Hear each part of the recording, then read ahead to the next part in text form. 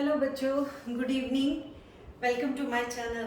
बेटे, आज के लेक्चर में पिछले लेक्चर में हम लोगों ने क्लास 1, क्लास 2, क्लास 3 के बारे में पढ़ा था। जस्ट इंट्रोडक्शन दी थी मैंने।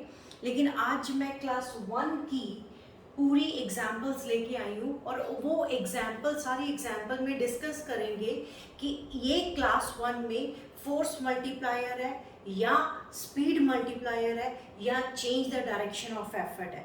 ओके, मैंने कुछ डायग्राम्स ड्रॉ करी हुई है बेटे। फर्स्ट डायग्राम में मैंने क्या बोला हुआ है, सीसा। सीसा हमने पहले भी मैं डिस्कस कर चुकी हूँ। इस केस में आप देखोगे लोड और एफर्ट फलक्रम से इक्वल डिस्टेंस पे है। तो इस केस में D L is equals to D E के इक्वल है, मतलब load arm is equals to effort arm.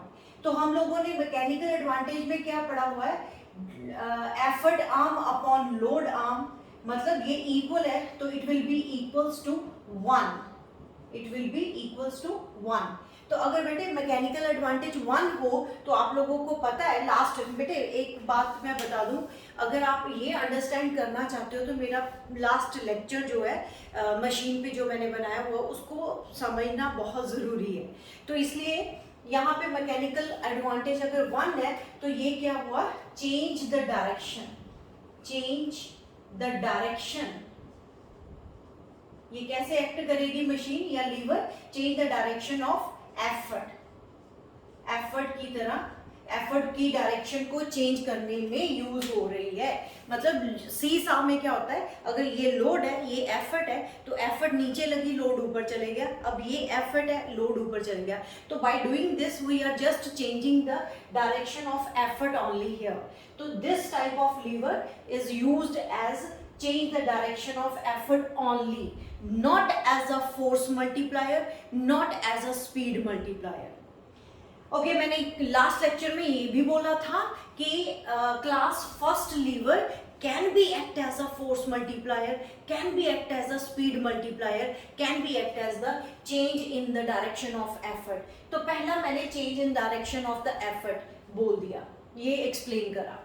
तो बेटे ये भी आप याद रख लो कि मैकेनिकल एडवांटेज अगर 1 है तो डायरेक्शन चेंजर है, डायरेक्शन चेंजर। अगर मैकेनिकल एडवांटेज ग्रेटर देन 1 है तो फोर्स मल्टीप्लायर,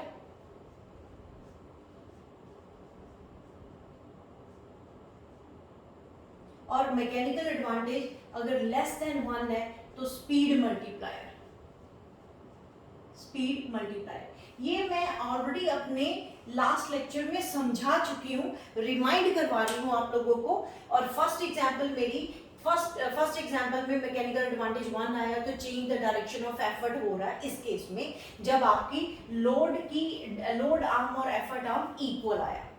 सेकेंड मैंने एग्जांपल दी हुई है बेटे सीजर की। सीजर में क्या होता है, ये जो ब्लेड्स होते हैं इसके वो लंबे होते हैं, ये फलक्रम है और यहाँ पे हम एफर्ट लगा रहे हैं। तो एफर्ट आर्म, हमारी एफर्ट आर्म यहाँ पे बहुत छोटी है, यानी डी ई स्मॉल है, लेकिन लोड आर्म जो है that is longer, D L is longer here from fulcrum. तो इस हिसाब से D E less than D L है। तो मैकेनिकल एडवांटेज अगर देखा जाए तो D E upon D L होता है। इसका मतलब हमारे पास इसकी वैल्यू लेस देन 1 आ गई। नीचे वाली टर्म ग्रेटर आ रही है तो इसकी वैल्यू लेस देन 1 आ गई। लेस देन 1 हो तो बेटे क्या आएगा, लेस देन 1 हो तो कैसे यूज होगा, ये स्पीड मल्टीप्लायर की तरह। मतलब सीजर जो होती है, कैंची जो है, वो स्पीडली क्लॉथ को काटती है या पेपर को काटती है, तो ये एज अ स्पीड मल्टीप्लायर हुआ। ठीक है बेटे, ये एग्जाम्पल में, इस एग्जाम्पल में हमें change the direction of effort वाला लीवर मिला, इस एग्जाम्पल में हमें स्पीड मल्टीप्लायर वाला एग्जाम्पल मिला। अब यहां पे आ जाओ, spade turning soil. Spade turning soil का क्या मतलब हुआ, आप यहाँ पे स्पेड के साथ क्या करते हो, सॉइल को उखाड़ते हो।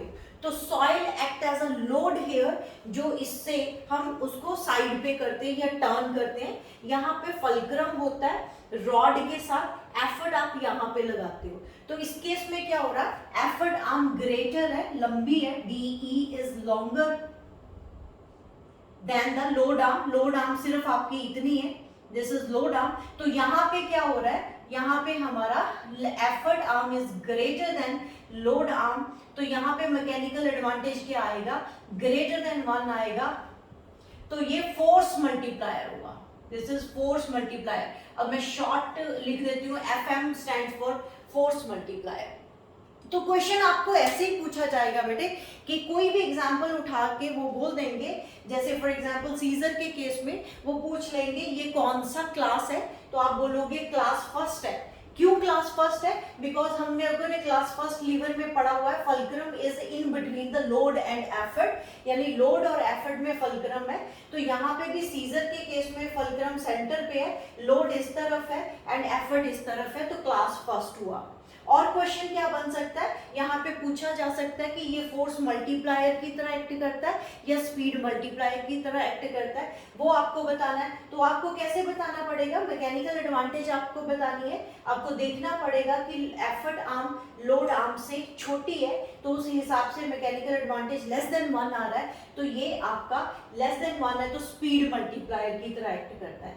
तो ऐसे किसी भी एग्जाम्पल में, जैसे इस एग्जाम्पल में स्पेड टर्निंग सॉइल के केस में भी ये रहा आपका लोड, सॉइल को उखाड़ रहे हो या टर्न कर रहे हो, तो soil act as a load here and ये फल्क्रम है। लोड आर्म आपकी बहुत छोटी है लेकिन एफर्ट आर्म आपकी बहुत लंबी है, तो अगर effort arm greater then load arm हो तो मैकेनिकल एडवांटेज ग्रेटर देन 1 बन रहा है, तो ये फोर्स मल्टीप्लायर हुआ। जोर लगता है ना यहाँ पे, स्पेड को सॉइल को टर्न करना बाय यूजिंग द स्पेड, तो जोर लगाना पड़ता है, फोर्स लगानी पड़ती है, तो फोर्स मल्टीप्लायर की तरह ही यूज करवाना था इसको। तो मतलब क्लास फर्स्ट में तीनों कैटेगरी आ गई, change the direction of effort भी आ गया, स्पीड मल्टीप्लायर की तरह भी आ गया और फोर्स मल्टीप्लायर की तरह भी आ गया। एक और एग्जांपल लेते हैं बेटे, ये शेयर्स। शेयर्स क्या होता है, जिसमें ये मेटल शीट होता है बेटे, ये सीजर की तरह ही आपको लग रहा है, बिल्कुल ये सीजर नहीं है। सीजर में आपका मैकेनिकल एडवांटेज लेस देन 1 आया था जो स्पीड मल्टीप्लायर था, लेकिन ये उससे उलट है।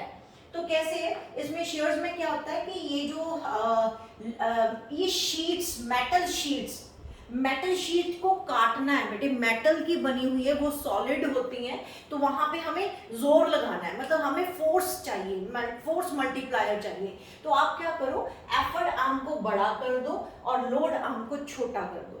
तो ये देखो आप फल्क्रम सेंटर पे है, तो क्लास 1 वाला लीवर है, तो यहाँ पे मैंने जो लोड है, ये मैंने डार्क जो बनाया हुआ that is metal sheet load की तरह हमने मेटल शीट को काटना है। तो मेटल शीट को काटने में हमें जोर लगता है, फोर्स मल्टीप्लाई करवानी है। तो यहाँ पे तो सिर्फ कपड़ा काटना था या पेपर काटना था, पेपर काटने में हमारा जोर नहीं लगता, वहां पे जस्ट स्पीड बढ़ानी थी, तो this act as a speed multiplier. यहाँ पे क्या करा, यहाँ पे आपकी लोड की लेंथ जो है that is less than effort length, तो मैकेनिकल एडवांटेज आपका क्या है, effort arm upon load arm, तो वो यहाँ पे ग्रेटर देन 1 आ रहा है, और ग्रेटर देन 1 हो तो बेटे फोर्स मल्टीप्लायर की तरह एक्ट करेगा। FM stands for force multiplier, force multiplier. ये मेरी 4th एग्जांपल हो गई, ठीक है। ये आपकी सारी एग्जांपल्स आप अंडरस्टैंड कर सकते हो, सारी लीवर फर्स्ट की यानी क्लास फर्स्ट लीवर की एग्जांपल्स है। ये क्रो बार वाली एग्जांपल बहुत इंपॉर्टेंट है, बड़ी बार क्वेश्चन पुट करा गया। ये मान लो मैंने बॉक्स बनाया हुआ है, हैवी बॉक्स है, इस लोड को मैंने उठाना है, ऐसे पकड़ के उठा रहे हैं तो नहीं उठ रहा, तो क्या करें, हमने यहाँ पे एक बार जिसको हम क्रो बार बोलते हैं, बार यहाँ पे फल्क्रम का सपोर्ट लेके, मतलब एक किसी और चीज का सपोर्ट लेके, जहाँ पे हम सपोर्ट ले रहे हैं वो हमारा फल्क्रम हुआ। यहाँ पे लोड है, तो लोड आर्म तो सिर्फ बेटे ये हुआ, this is load arm DE, and fulcrum से एफर्ट का आर्म बहुत लंबा है, तो ये आपका DE ग्रेटर देन DL हुआ, तो उस हिसाब से मैकेनिकल एडवांटेज जो कि DE अपॉन DL होता है, तो वो तो ग्रेटर देन 1 हो गया ना, तो ग्रेटर देन 1 हो तो क्या हुआ, फोर्स मल्टीप्लायर। तो ये कुछ एग्जाम्पल थी जो मैंने क्लास फर्स्ट लीवर के लिए यूज करी। तो इन एग्जाम्पल को क्यों मैं सारी एग्जाम्पल क्यों डिस्कस कर रही हूँ, क्योंकि हम लोगों को इतना पता होना चाहिए लोड कहाँ पे है, फल्क्रम कहाँ पे है और एफर्ट हम कहाँ पे लगा रहे हैं। उसके बाद हमें जब फल्क्रम सेंटर पे आ गया तो क्लास की कैटेगरी पता चल गई, क्लास फर्स्ट कैटेगरी का लीवर है। उसके बाद हमें देखना होता है कि ये फोर्स मल्टीप्लायर की तरह एक्ट कर रहा है या स्पीड मल्टीप्लायर की तरह एक्ट कर रहा है। तो आपने क्या देखना, effort arm and load arm, ये सॉरी बेटे ये लोड आर्म है, this is load arm and effort arm. Load arm हमारी छोटी है यानी लेस देन DE है, तो मैकेनिकल एडवांटेज का formula DE upon DL which is greater than 1। अगर ग्रेटर देन 1 हो मैकेनिकल एडवांटेज तो वो हमारा फोर्स मल्टीप्लायर होता है। तो क्लास फर्स्ट लीवर की यही स्पेशलिटी थी, it can act as a force multiplier, can act as a speed multiplier, can act as a direction changer of the effort. लेकिन एक पॉइंट क्लियर होना चाहिए कि एट वन टाइम या तो ये स्पीड मल्टीप्लायर की तरह एक्ट करेगा या फिर ये फोर्स मल्टीप्लायर की तरह एक्ट करेगा। साइमल्टेनियसली दोनों फंक्शन नहीं हो पाएंगे। ये क्लास फर्स्ट लीवर की एग्जाम्पल थी। एक बड़ी इंपॉर्टेंट एग्जाम्पल है बेटे nodding of head. Nodding of head का मतलब हमने हेड को होल्ड करा हुआ है। किसने होल्ड करा हुआ है? अगर आप चेक करो हमारा जो फेस होता है, ये चिन जो है, ये सारा वेट नीचे की तरफ होता है। अगर मैं एफर्ट ना लगाऊं तो ये नीचे गिरेगा, तो नीचे गिरेगा तो ये लोड हुआ, दिस इज लोड, ये लोड पकड़ रहे हैं हम, लोड है, दिस इज लोड। और हमारे नेक के बीच में जो स्पाइनल कॉर्ड होती है वो हमारा फल्क्रम होता है, यहाँ पे फल्क्रम होता है और एफर्ट हम यहाँ पे लगा रहे हैं। मतलब अगर यहाँ पे मैं मसल अपने टाइट कर रही हूँ, एफर्ट लगा रही हूँ, तो उससे मेरा ये लोड जो है ऊपर उठ रहा है। तो कहने का मतलब लोड हुआ यहाँ पे एंड फल्क्रम हुआ यहाँ पे एंड एफर्ट हुई बैक पे, नेक की बैक पे यहाँ पे। तो वो क्या हुआ, ये क्लास फर्स्ट लीवर का एग्जाम्पल हुआ। समझ आया बेटे? नोडिंग ऑफ हेड बोलते हैं इसको।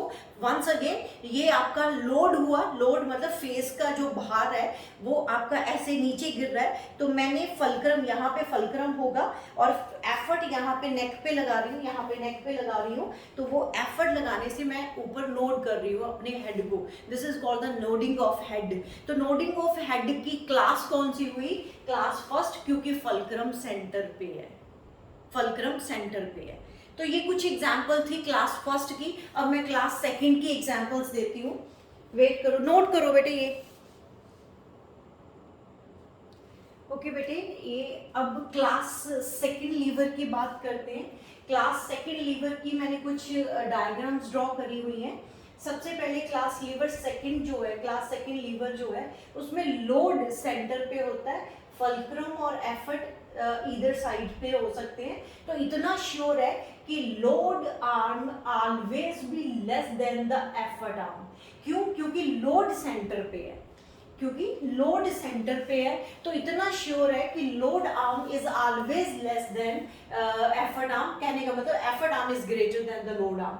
तो इसके हिसाब से मैकेनिकल एडवांटेज होता है effort arm upon load arm. तो इस हिसाब से तो वो ऑलवेज भी ग्रेटर देन 1 होगा।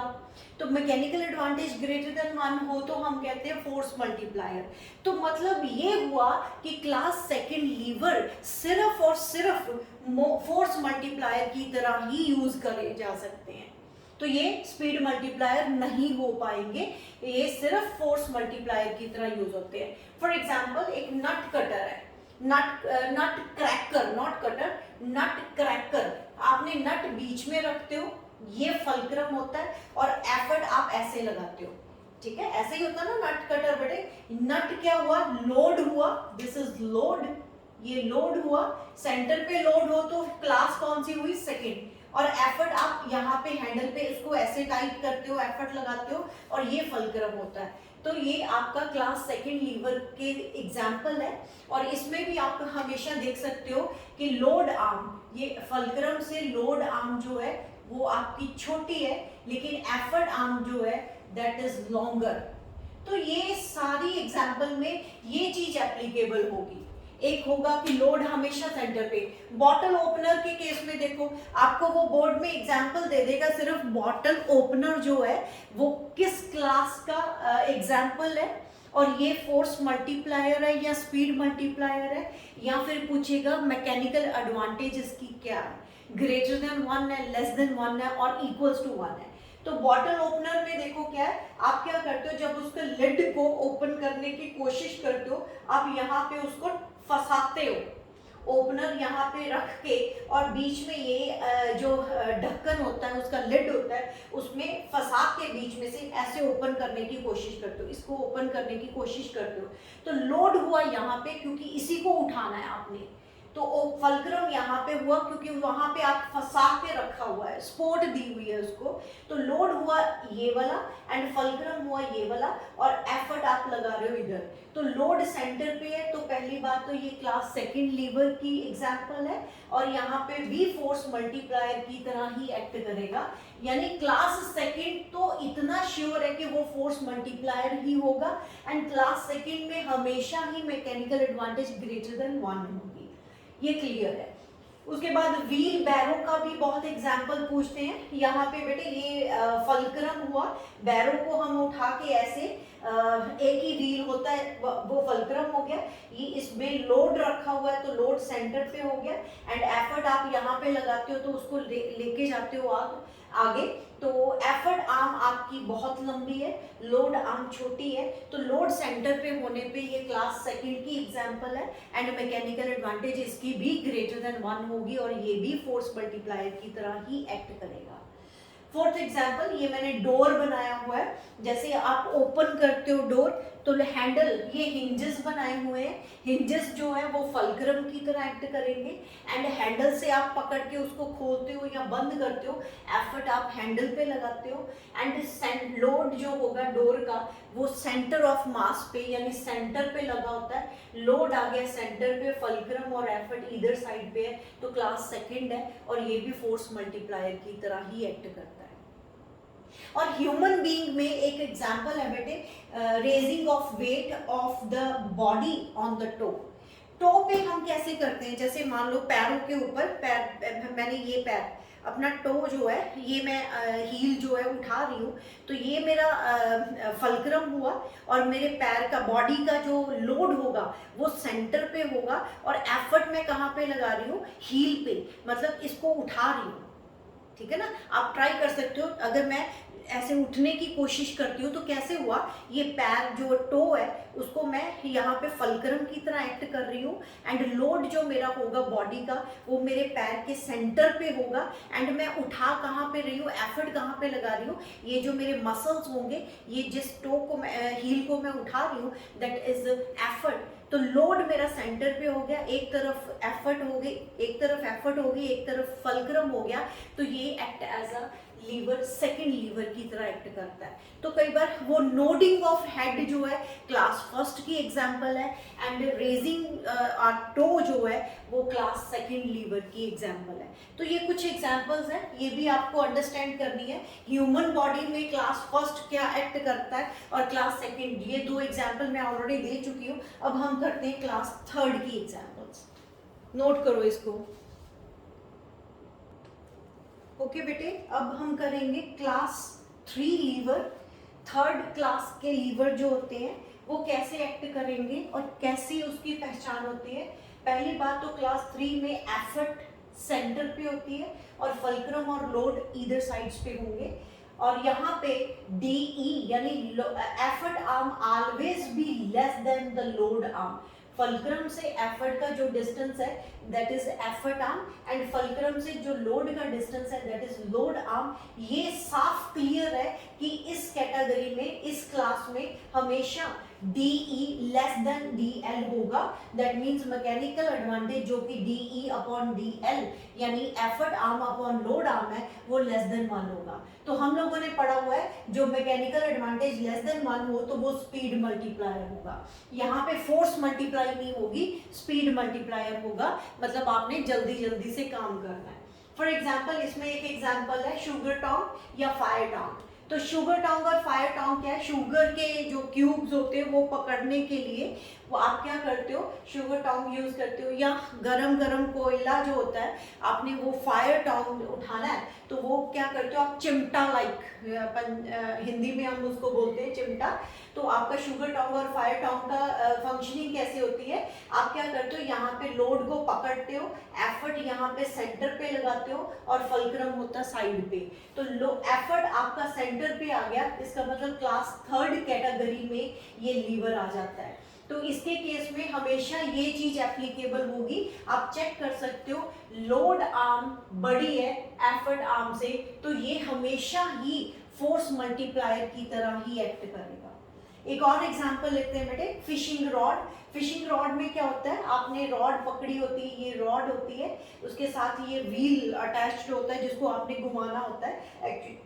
It act as a fulcrum, and fulcrum ये आपका रोप होती है जो फिश के साथ अटैच हो जाती है। तो फिश हुआ लोड एंड एफर्ट आप लगा रहे हो यहाँ पे। आप जब ये कई बार आप ना गलती कर देते हो, ये फल्क्रम नहीं है बेटे, फल्क्रम यहीं पे है। आप रॉड को ऐसे उठाते हो, जब आप रॉड को उठाते हो तो यहाँ पे एफर्ट लगती है, तो एफर्ट लगती है तो यहाँ पे आप व्हील को घुमाते हो, वो फल्क्रम होता है।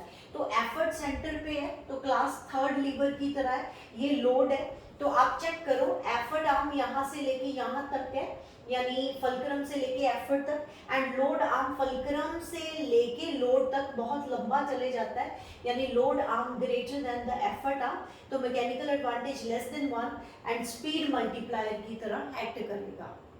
ह्यूमन बॉडी में ह्यूमन बीइंग की एग्जांपल उठानी है तो उसमें क्या करेंगे, जैसे मान लो मैं लोड अपने पाम पे कोई लोड उठाती हूँ, जैसे फॉर एग्जांपल ये मैंने लोड पकड़ा, तो इस लोड को मैं पकड़ के, ये लोड हुआ, और आप एफर्ट कहाँ पे लगा रहे हो, ये मसल्स जो है, ये तो बहुत हल्का है बेटे, अभी मेरे मसल्स इतने टाइट नहीं हुए। अगर बहुत हैवी लोड उठाते हो तो आपको फील हो जाएगा यहाँ पे आपके मसल्स टाइट हो रहे हैं, मतलब एफर्ट आपके ये वाले मसल्स लगा रहे हैं, एंड ये जो है आपका फल्क्रम की तरह एक्ट करता है। तो आपका ह्यूमन बीइंग में रेजिंग अ लोड, जो कि आपने पाम पे पकड़ा हुआ है, हैंड में पकड़ा हुआ है, दैट इज आल्सो एक्ट। यहाँ पे एफर्ट है, ये लोड है, ये फल्क्रम है, तो सेंटर में एफर्ट हो तो आपका क्लास थर्ड लीवर कहलाता है। तो ये एग्जाम्पल भी क्लास थर्ड लीवर की होगी। ठीक है, नोट करो बेटे, ये सारा नोट करो। अब मैं कुछ स्पेशल नोट्स दूंगी आपको। स्पेशल नोट जो है वो आपके बहुत काम आने वाले हैं, इसको ध्यान से समझना।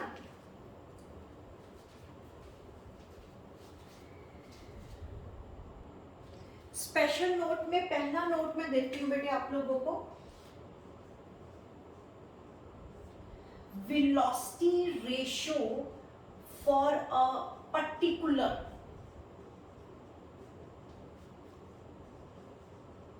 machine remains constant,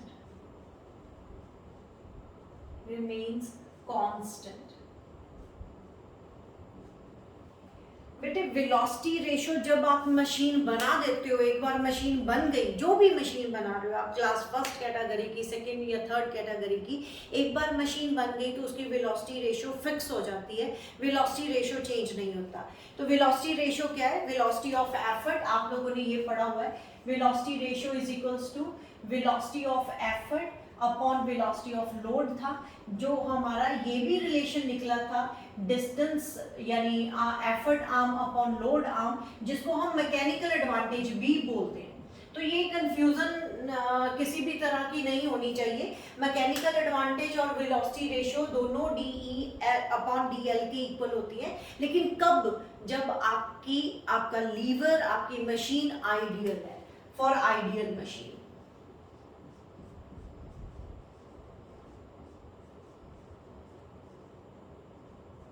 ठीक है, for ideal machine mechanical advantage is equals to velocity ratio होगा, और वेलोसिटी रेशियो हमारी DE अपॉन DL है, जो कि velocity of effort upon velocity of load होगा।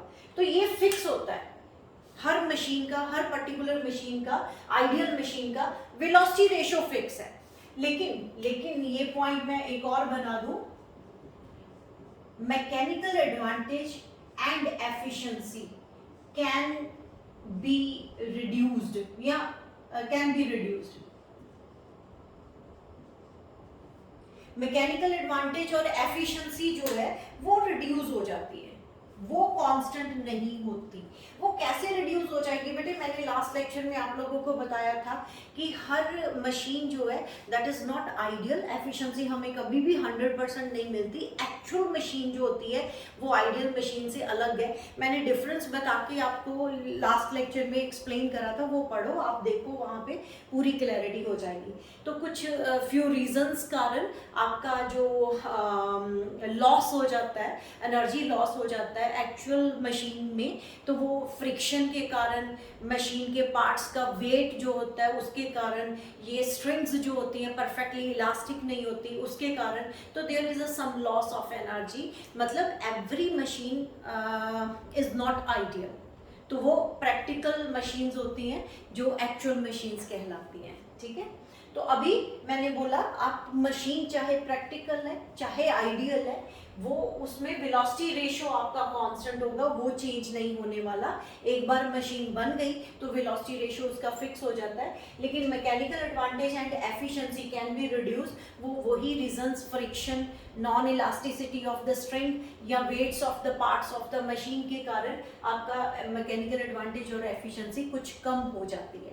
तो मैं कुछ एग्जाम्पल लेके ये चीज एक्सप्लेन करना चाहती हूँ। दो एग्जाम्पल एक्सप्लेन करती हूँ। एक क्लास फर्स्ट की ले लेते हैं, सॉरी क्लास सेकंड की, क्योंकि क्लास फर्स्ट में तो तीनों कैटेगरीज आ जाते हैं ना। मैकेनिकल एडवांटेज इक्वल्स टू 1 भी है, इक्वल ग्रेटर देन 1 भी है और लेस देन 1 भी है। लेकिन मैं क्लास सेकंड में लेती हूँ। क्लास सेकंड में आपके केस में क्या था, DE is always greater than DL था।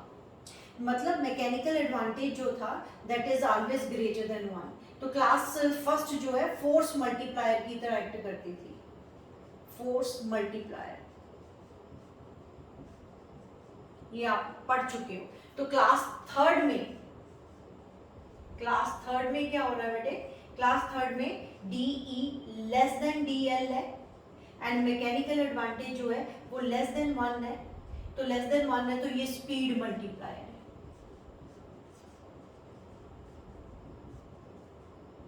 Speed multiplier. अब जो मैं बात समझाना चाहती हूँ वो क्या है, मान लो मेरे पास इसके केस में एफर्ट आर्म जो है दैट इज मान लो 10 है, 10 सेंटीमीटर या मीटर, जो सेंटीमीटर ही लेंगे, छोटा ही होता है, इतना लंबा भी नहीं होता। 10 सेंटीमीटर इसका ले लेते हैं। और ये मान लो कि लोड का जो आर्म है, लोड आर्म, वो मैं 4 सेंटीमीटर ले लेती हूँ, 4 सेंटीमीटर। तो मुझे मैकेनिकल एडवांटेज निकालनी। मैकेनिकल एडवांटेज इसमें क्या है, एफर्ट आर्म यानी 10/4। तो 10/4 का जो आंसर है दैट इज 2.5। 2.5 जो है वो ग्रेटर देन 1 है। तो फोर्स मल्टीप्लायर तो वो तो दिख ही रहा है। अगर ये आइडियल है, ये देखो मैंने लिखा ना, for ideal machine mechanical advantage is equals to velocity ratio. तो अगर ये आइडियल है तो वेलोसिटी रेशियो मेरा 2.5 है। ये अब कांस्टेंट हो गया बेटे, ये अब चेंज नहीं होगा। क्लियर हो गया कि मैकेनिकल एडवांटेज हमारी 2.5 है। अगर आइडियल मशीन है तो mechanical advantage is equals to velocity ratio होता है, तो वेलोसिटी रेशियो मेरी 2.5 है। अब मान लो कि यहाँ पे इस मशीन की, इस क्लास लीवर की, ये क्लास 2 लीवर जो है, इसकी एफिशिएंसी कुछ परसेंटेज है, वो मान लो मैं 60% मान लेती हूँ। लेट एफिशिएंसी जो है वो 0.6 या 60% बोल दो। मतलब ये मशीन, ये लीवर जो है सिर्फ 60% काम कर रहा है, 40% वो लॉस में जा रहा है। तो 60% मतलब हुआ 0.6, 0.6 हुआ 0.6। ये मैं बाद में एक्सप्लेन करती हूँ। तो यहाँ पे मुझे अब मैकेनिकल एडवांटेज देखनी है। अब बेटे उतना काम तो करेगा नहीं, एफिशिएंसी ऑफ मशीन तो बहुत कम है, ओनली 60% है। तो फिर मैकेनिकल एडवांटेज कितनी आई, तो वो निकालते हैं। आप लोगों ने लास्ट लेक्चर में ये मेरा फॉर्मूला करा था, efficiency is equals to mechanical advantage upon velocity ratio. तो मुझे क्या निकालना है, mechanical advantage. Mechanical advantage is equals to eta यानी एफिशिएंसी इनटू वेलोसिटी रेशियो। अब वेलोसिटी रेशियो तो फिक्स है, वो तो फिक्स है 2.5, एफिशिएंसी आपने 0.6 करा, तो आपका रिजल्ट क्या है 0.6 इंटू 2.5, 0.6 इंटू 2.5। अब इसको मल्टीप्लाई करो तो 1.5 आ गया।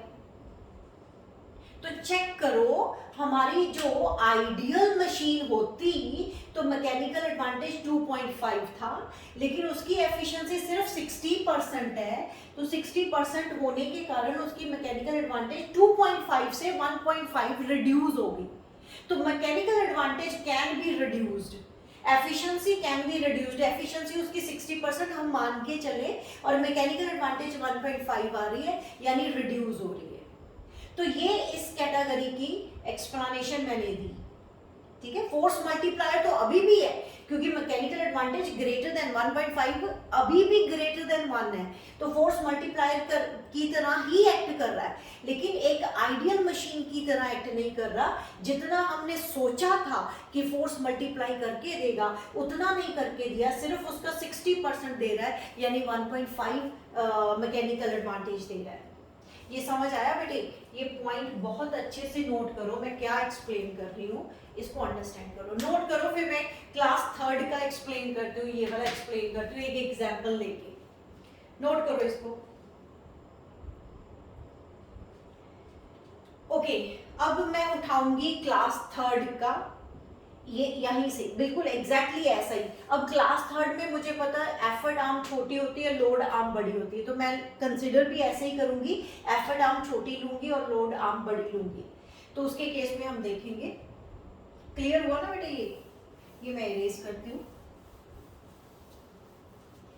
ये कुछ स्पेशल नोट में ही डाल लेना, क्योंकि एक्सप्लेनेशन दे रहा है इस बात की। हाँ, ये भी मैं बता दूं आप लोगों को, बोर्ड में ये भी क्वेश्चन पूछा गया, आप अपनी एक्सरसाइज में देखना, वहां पे बोर्ड के एग्जाम में ये भी पूछा गया है कि velocity ratio of class 1st, class 2nd, class 3rd की कैसे रिड्यूस होगी, इंक्रीज करेगी, डिक्रीज करेगी।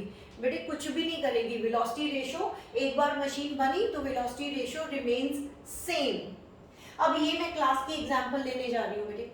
आप मान लो कि मेरे पास DE की वैल्यू यानी एफर्ट आर्म की वैल्यू 2.5 सेंटीमीटर है, और लोड की वैल्यू जो है, लोड आर्म की मैं वैल्यू ले लेती हूँ 10 सेंटीमीटर। तो मैंने लोड आर्म बड़ा रखा एंड एफर्ट आर्म मैंने छोटा रखा। तो अब मैकेनिकल एडवांटेज क्या है बेटे? DE upon DL। DE आपका 2.5 है एंड 10 ये वाला, तो इसको करा तो 0.25 आया, 0.25। तो आप चेक कर सकते हो ये 1 से छोटा है, तो मैकेनिकल एडवांटेज 0.25 है, जो कि अगर आइडियल मशीन होता तो वेलोसिटी रेशियो भी हमारा 0.25 होना था। तो क्योंकि आइडियल मशीन के लिए वेलोसिटी रेशियो और मैकेनिकल एडवांटेज इक्वल होते हैं, तो मेरे पास वेलोसिटी रेशियो की वैल्यू 0.25 आ गई। अब मुझे पता है कि वेलोसिटी रेशियो एक पर्टिकुलर मशीन की रिमेन्स कांस्टेंट, तो ये तो नहीं चेंज होगी due to any reasons, velocity ratio कभी चेंज नहीं होती। अब मान लो कि एफिशिएंसी जो है वो मेरी 80% है, 80% का मतलब हुआ 0.8, तो मुझे मैकेनिकल एडवांटेज निकालना है। तो mechanical advantage is equals to eta into velocity ratio. Eta आपका कितना है? 0.8 और वेलोसिटी रेशियो कितनी है? 0.25। चेक करो 0.25। अब इसको मल्टीप्लाई करने पे क्या आ रहा है? 0.20। तो आपकी मैकेनिकल एडवांटेज इस बार भी रिड्यूस हो रही है, क्योंकि एफिशिएंसी उस मशीन की, इस क्लास 3rd लीवर की 80% मैंने कंसिडर करी, तो मैकेनिकल एडवांटेज 0.25 से रिड्यूस होके 0.20 हो रही है। मतलब मैकेनिकल एडवांटेज इस केस में भी रिड्यूस हो रही है। चाहे मैकेनिकल एडवांटेज आपकी क्लास 2nd जो कि फोर्स मल्टीप्लायर है उसमें भी रिड्यूस हुआ, क्लास 3rd जो कि स्पीड मल्टीप्लायर है उसमें भी रिड्यूस हो रहा है। तो मतलब मैकेनिकल एडवांटेज यानी ईटा कैन बी रिड्यूस्ड, उसकी एग्जांपल मैंने एक्सप्लेन करी यहाँ। नोट करो बेटे इसको भी।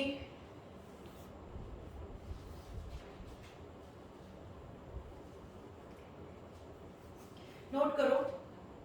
ओके बेटे, मेरा ये टॉपिक अब कंप्लीट है।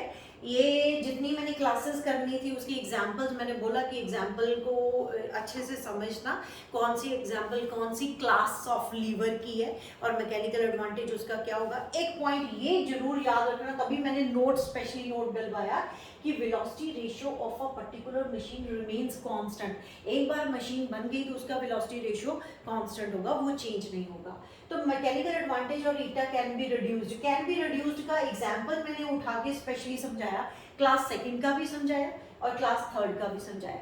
तो ये नोट्स बना लेना, अच्छे से नोट्स बनाना। नोट्स बेटे कोशिश करा करो खुद ही बनाओ, तो खुद बनाओगे तो उसको अंडरस्टैंड करोगे, लिखोगे, अंडरस्टैंड करोगे, लिखोगे। और मेरा नेक्स्ट अब लेक्चर होगा पुली बेस्ड होगा, फिक्स्ड पुली करेंगे, सिंगल फिक्स्ड पुली करेंगे, सिंगल मूवेबल पुली करेंगे, 2-3 पुलीज लगाएंगे, ब्लॉक एंड टैकल सिस्टम करेंगे। बड़ा इंटरेस्टिंग टॉपिक है वो भी, वो अच्छे से एक्सप्लेन करूंगी नेक्स्ट वीडियो में, आप लोगों के लिए वो लेके आती हूँ। अब तक आप पढ़ते रहो, अच्छे से पढ़ो, कंसेप्ट को समझो, and thank you very much बेटे।